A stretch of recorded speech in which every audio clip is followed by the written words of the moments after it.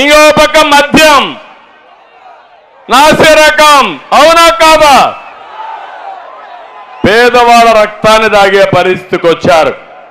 ఎక్కడ చూసినా ఇష్ట ప్రకారం మద్యం కానీ మైన్స్ లో కానీ కుంభకోణాలు జరిగే పరిస్థితి వస్తా ఉంది. లక్షల కోట్ల రూపాయలు కుంభకోణాలు చేస్తున్నారు. ఈ పేదవాడి రక్తాన్ని మా తమ్ముడు తీసుకొచ్చాడు క్వార్టర్ బాటిల్. తప్పకుండా మందు బాబులకందరికీ శుభవార్త, రేట్లు తగ్గిస్తా, నాణ్యమైనటువంటి మద్యం వస్తుంది. మీ జీవితాలతో ఆడుకోను.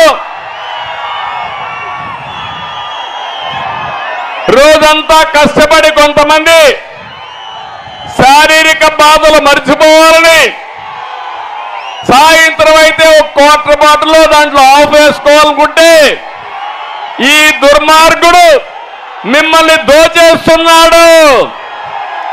జలగా మారుగా మీ రక్తం తాగుతున్నాడు. తప్పకుండా నేను అండగా ఉంటా.